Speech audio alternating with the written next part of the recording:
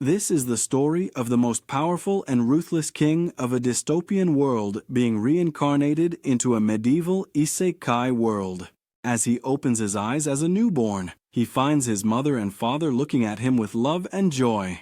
The parents comment on how their newborn child has facial features similar to their own, and are overjoyed by the arrival of their newest family member. The father, Reynolds, names his son Arthur and immediately wants Arthur to call him Papa. However, the mother, Alice, thinks Arthur is too young for that. While the two young parents are goofing around with their new child, Arthur wonders who these two people are and why they are claiming to be his parents. If they really are who they claim to be, that would mean he somehow died in his previous life and has been reborn with his memories intact. Arthur looks at the starry night sky, not believing that after his countless victories and world domination, he's been reduced by the gods to a powerless infant. He is embarrassed, to say the least, and the fact that he has to go through the process of burping is giving him second-hand embarrassment. Arthur doesn't hate his current life, as both his parents are taking good care of him, but he is still displeased. He doesn't want to wear diapers, and he also has a constant sense of fear that someone might hurt him. All he can do to keep his guard up is clench his fist. Arthur's father notices this and uses the opportunity to place his finger under Arthur's hand to show his wife how much their son loves him. Arthur struggles to move, and as he presses too hard, he poops himself, and now his mom has to be the one to clean him. The embarrassment almost makes Arthur want to cry. He wants this bizarre dream to end, but unfortunately, this is the harsh reality he must face from now on.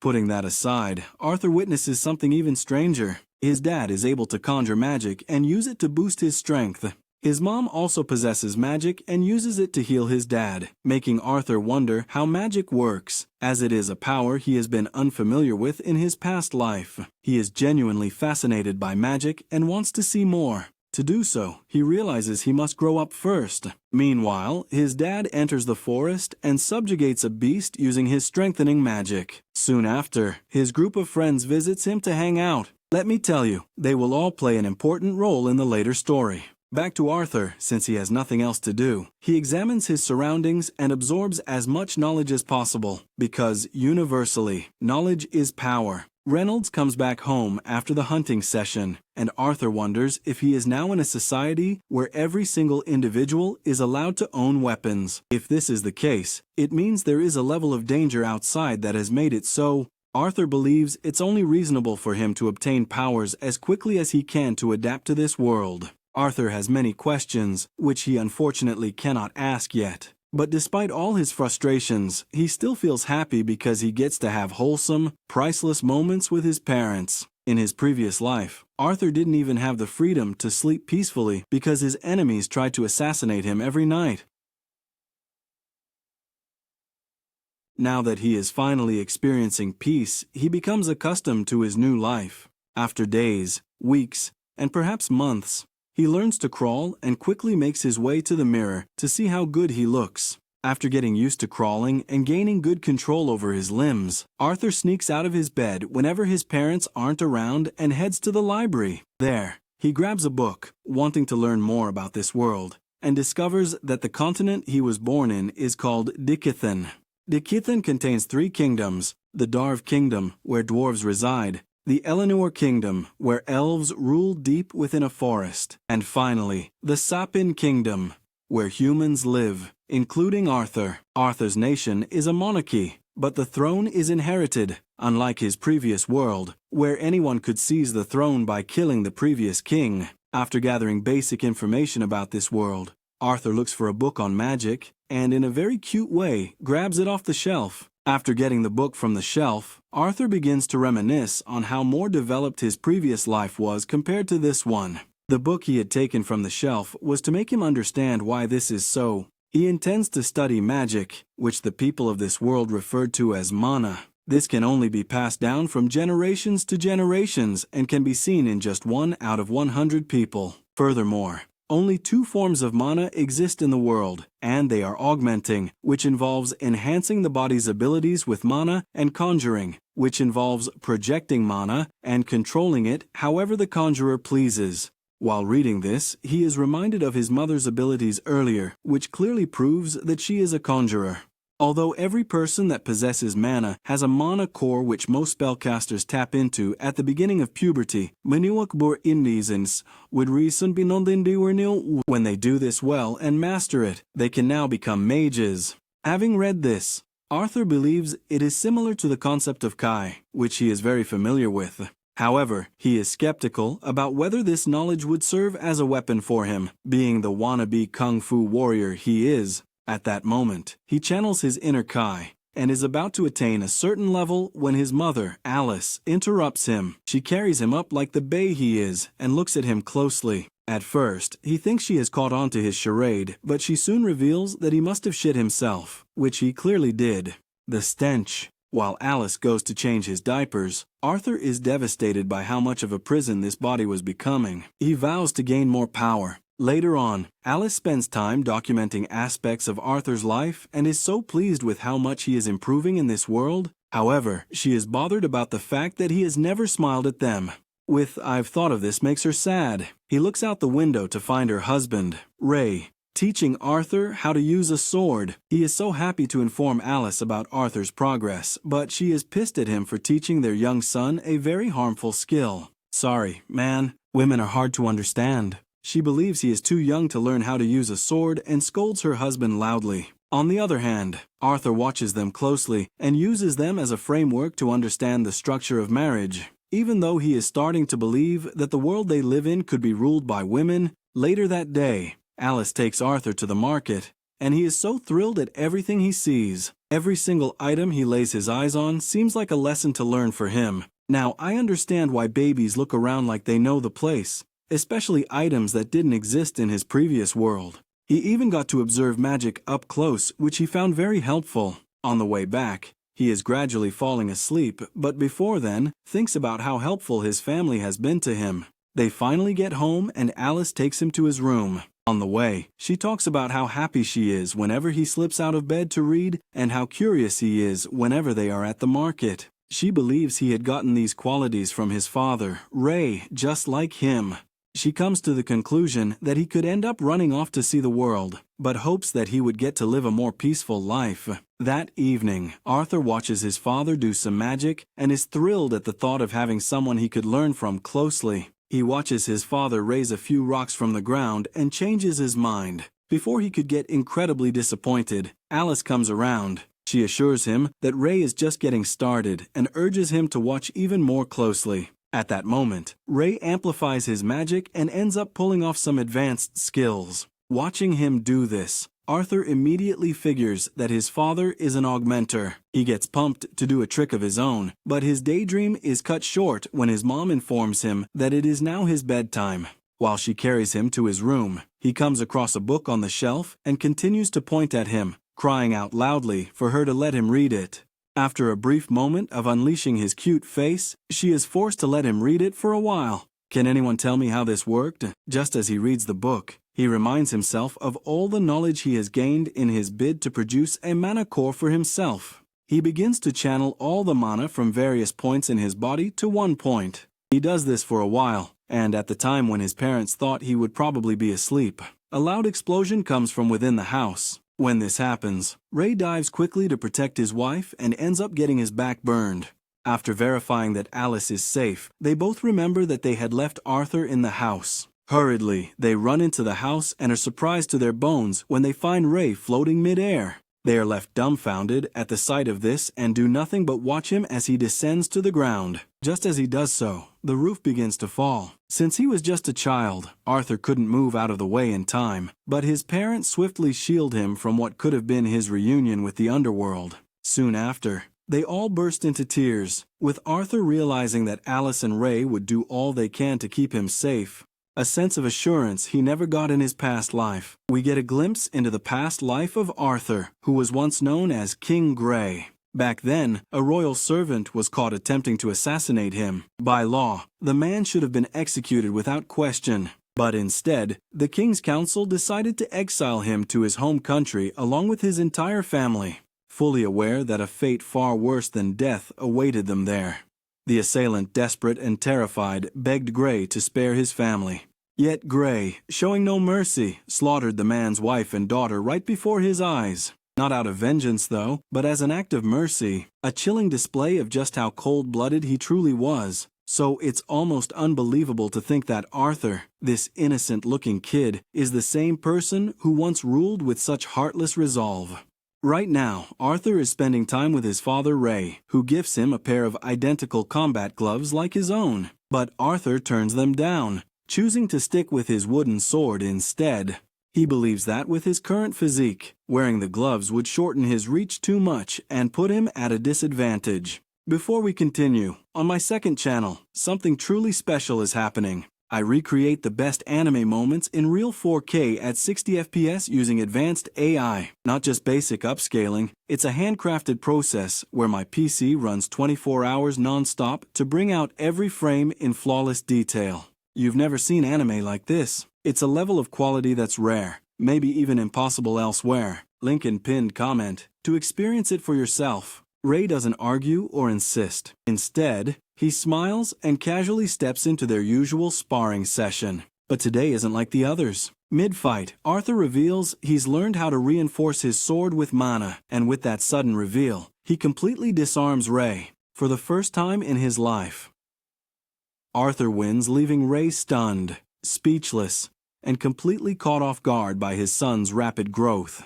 Later at dinner, Ray decides to get Arthur a proper instructor, having realized that he will be hindering his son's progress if he doesn't. Arthur's mom, Alice, stands against this decision, as she knows that getting Arthur an instructor means he'll have to leave their hillside home and go far to the city alone at the young age of 4. Ray still insists, telling Alice that Arthur is now able to enhance anything with magic, and states that it's for his future. Both parents go back and forth on the matter and end up in a big argument at the dinner table. So Arthur comes up with a simple solution to create a win-win situation for both of them and proposes that they both come along with him to the city. This way, Ray gets to have Arthur trained by a proper tutor, and Alice gets to have her little boy by her side at all times. Arthur's parents instantly agree and start packing immediately for their move to the city.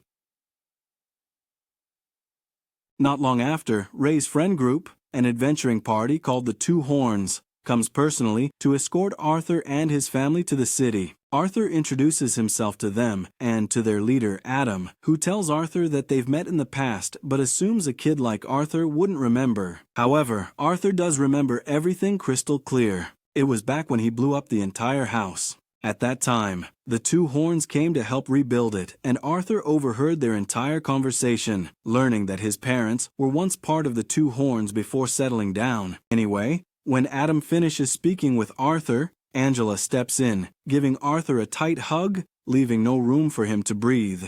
Durden, the tank of the group, notices the kid's struggle and pulls him away from Angela. That's when Arthur notices a young lady staring at him from the top of the carriage. She is Jasmine, seemingly not that friendly, who only silently watches Arthur from the distance. Arthur gets lost in her eyes when Helen approaches, shakes his hand, and introduces herself and Jasmine on her stead. With the introduction of the Two Horns coming to an end, the journey to Xyrus City begins. Arthur quietly comments to himself how primitive this transportation system is compared to his old world, where flying cars were the norm. Still, he doesn't think it's terrible though, especially with his ever-caring mom by his side on the journey.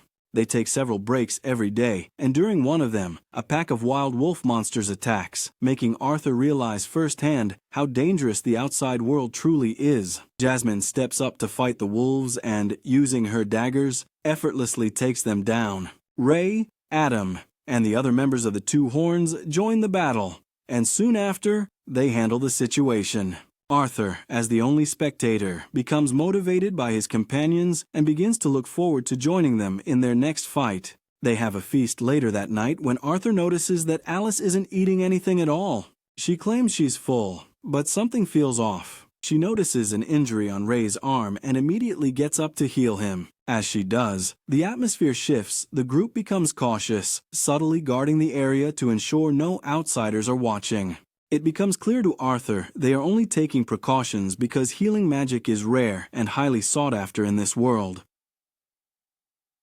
Wonsu, Apparently, the sole reason Ray and Alice have been living alone in the scarce hillside is to keep Alice's healing abilities hidden from prying eyes. After the feast, Adam borrows Arthur from his parents, wanting to spar with the boy to see if he's really as skilled as Ray claims. The rest of the group is just as curious about the child prodigy's potential, so they gather around, creating an unexpected crowd. Arthur, only 4 years old, wonders if none of them are even slightly worried about him. Regardless, this marks Arthur's first sparring match against someone other than his father, and unlike Ray, who only used a wooden stick, Adam is wielding a real spear, albeit covered with bandages. As soon as the duel begins, Adam wastes no time enhancing his spear with mana. Arthur responds by doing the same, but takes it a step further, channeling mana into his feet to boost his speed dramatically. In a sudden blur, he darts forward, landing the first hit before Adam can react. Right after, he slides cleanly between Adam's legs and creates distance, leaving the entire group speechless at his incredible speed and precision. The fight intensifies, they clash head-on, but the power gap becomes undeniable. Arthur, with no raw strength, is completely and quite literally is blown away by Adam's strike. The impact sends him flying, and he instantly realizes just how light and fragile his current body is for direct combat. Before he can hit the ground too hard, Angela uses her wind magic to gently lower him down, softening the fall. Durden quickly steps in, reprimanding Adam for going too far against a little kid, reminding him that he was supposed to hold back. Adam raises his hands in defense, admitting he got carried away, but only because Arthur's technique caught him completely off guard. Deep down, he's left wondering what kind of hellish training Ray put this kid through to turn him into such a monster at just 4 years old. Turning to the side, he finds Jasmine looking at him weirdly. She wishes to know how he just pulled that off and pleads with him to teach her how to do it. Seeing the blank expression on her face, he comes to the conclusion that she will not back down until she gets what she wants.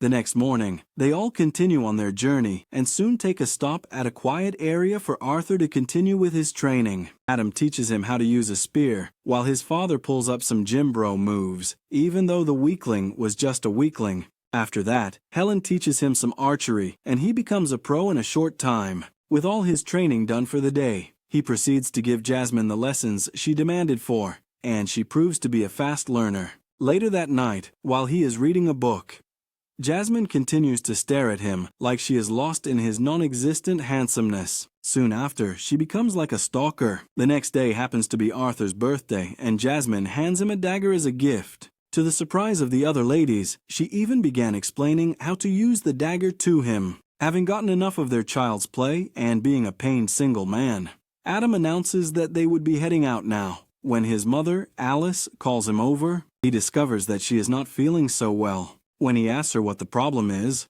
she assures him that she is fine, even though he doesn't buy her bullshit. As they continue on their journey, they soon get attacked by bandits along the way. When this happens, they all jump down from the carriage and take their stance in defense. The bandits rain down arrows on them, but Angela shields them from it with her magic barrier. Looking outside, Arthur figures that they are largely surrounded. On the other hand, the leader of the bandits, with a cube-shaped head, orders his men not to harm the women and children since he intends to sell them for a good price. Just then, the bandits charge aggressively at them, and Alicia, who clearly is scared, tries to make Arthur stay calm. Before the bandits could get any closer to them, Durden blasts them away, while Ray swiftly punches them. One of the bandits is about to strike Ray when Helen shoots an arrow through his wicked heart. Furthermore, Adam slices past the bandits with his spear, while Jasmine strikes them with her daggers. Watching them do all this makes Arthur acknowledge that the members of the Twin Horns party are individually skilled.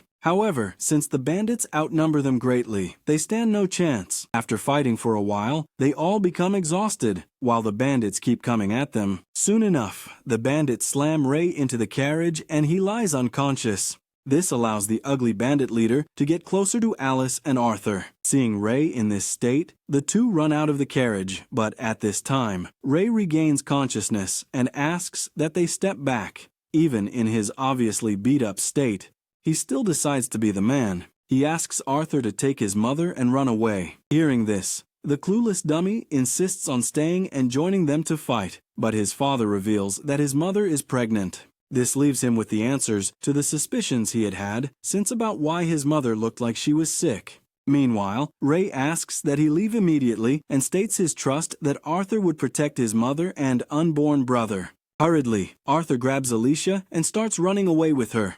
Angrily, the large-mouthed bandit leader orders his men to stop them, but Ray comes charging at him when it seemed like Arthur and Alicia would get caught. Adam and Jasmine throw knives at the bandits to clear the way for them. Soon, all the members of the party join hands to help Arthur and Alicia escape while they face the bandits head-on. While running away, Arthur reminisces on the fact that he was once one who stole many souls and has now become someone who is scared of having his own soul taken away from him. The mere thought of this leaves him angry, but his tiny feet have nothing to do about it but run for his sorry life. After running for a while, Arthur senses an incoming attack from the mountains and looks up to see a suspicious man about to strike them with his magic. He immediately pushes his mother away and, in the process, gets hit by the magic which causes him to lose balance and fall off the mountain.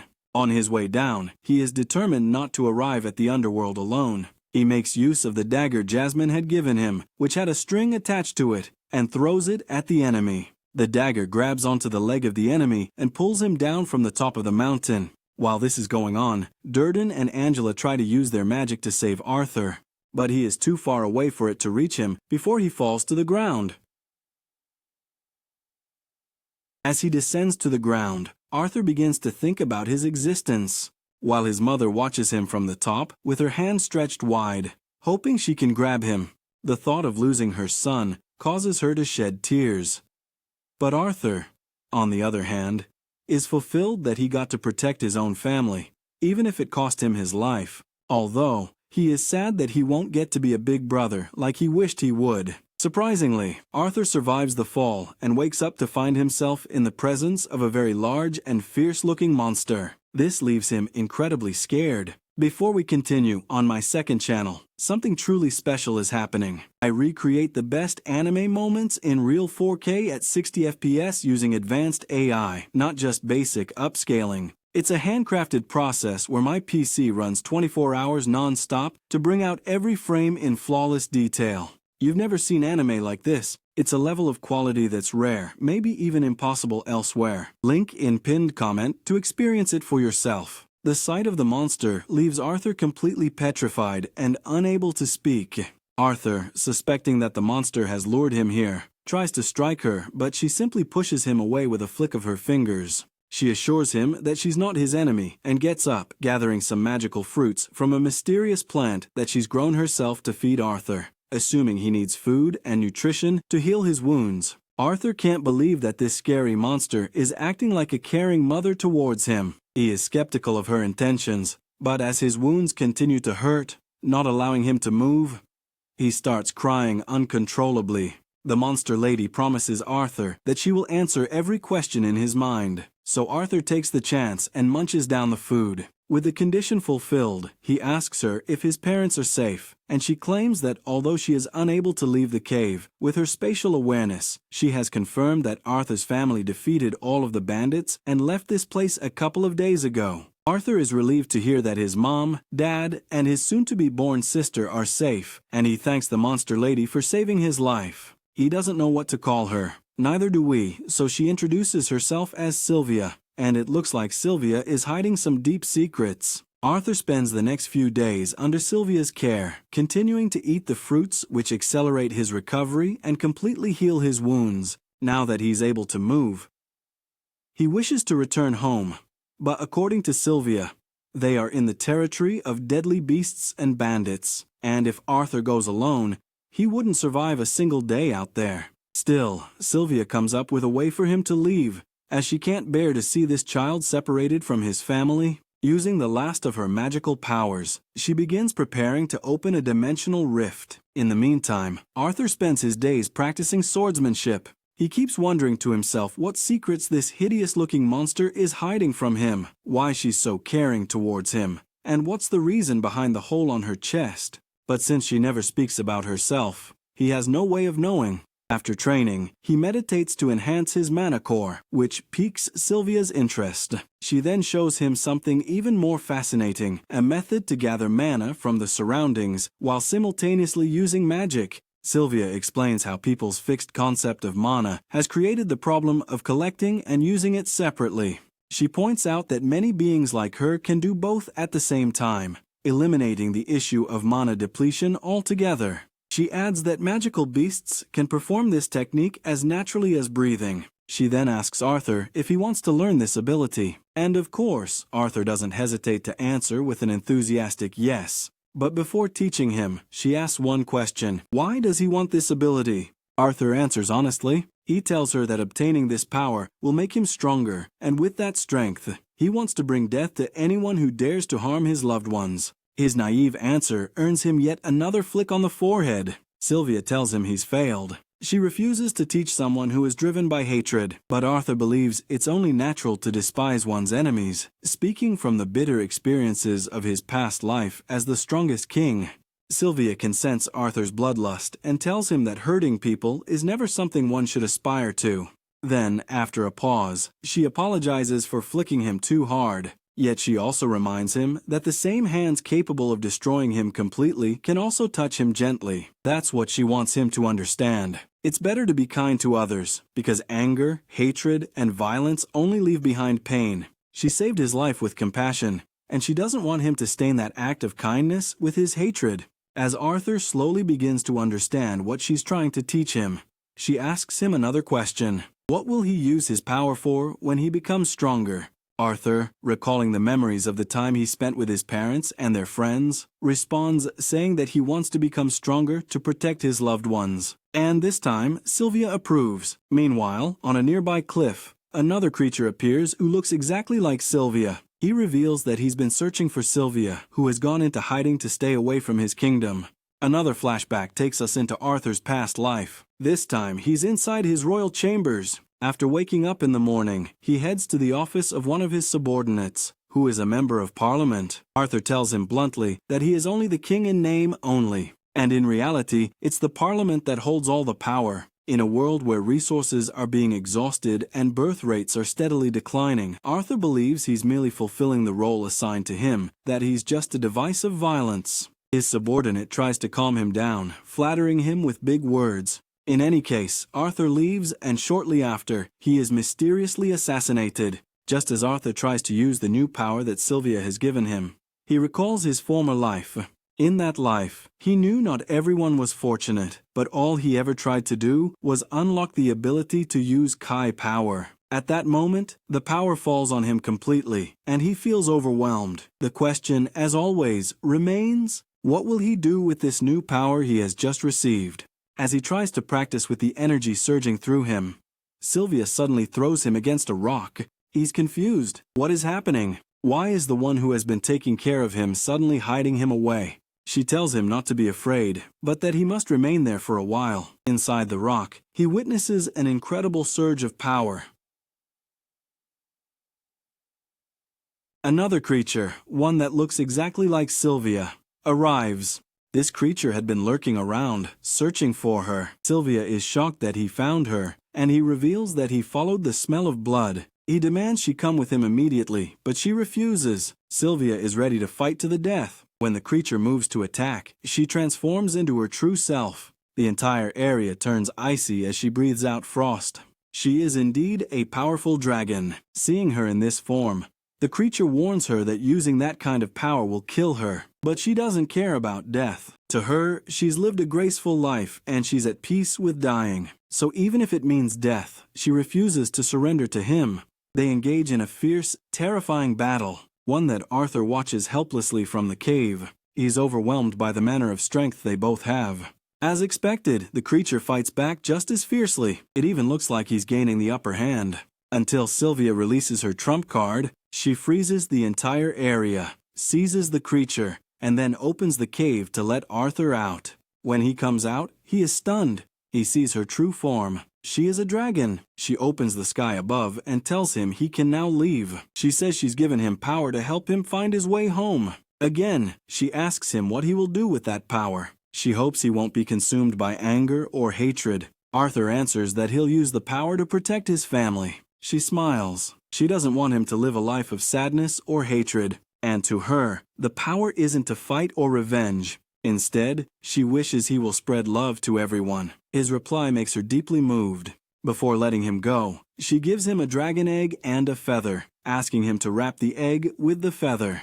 Then she touches him, and he's suddenly filled with an overwhelming flow of energy. A glowing line, like a tattoo, spreads from his fingers down to his arm, his top tears revealing the line. She admits she could have sent him home earlier.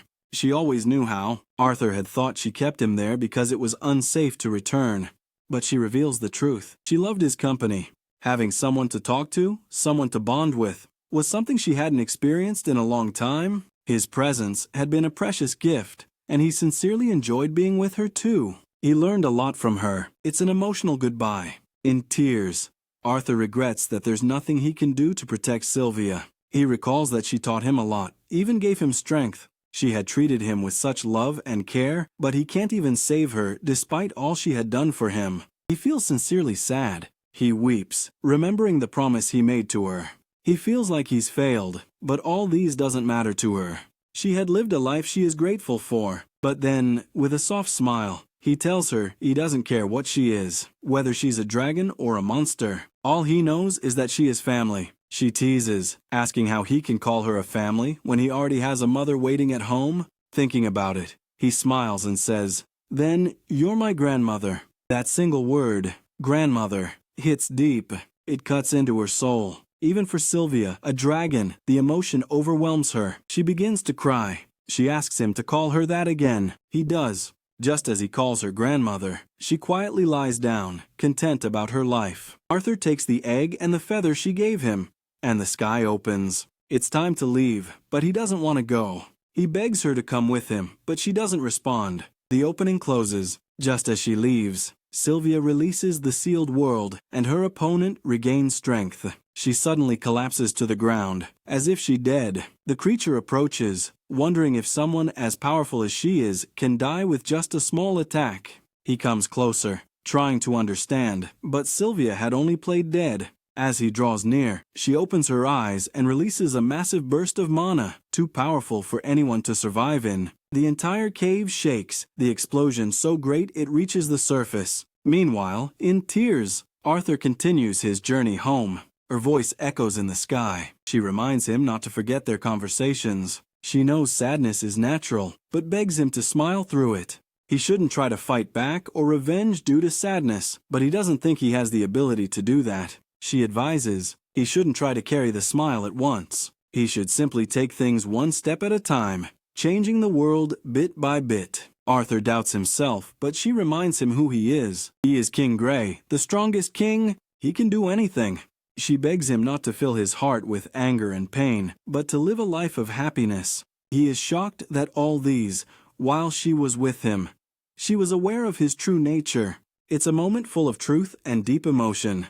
Her voice eventually fades into the wind. Arthur, now back on Earth, carefully places her gifts in his bag. With a new resolve and strength, he starts going home, with the intention to change the world with a smile, one step at a time. Will this resolve last long?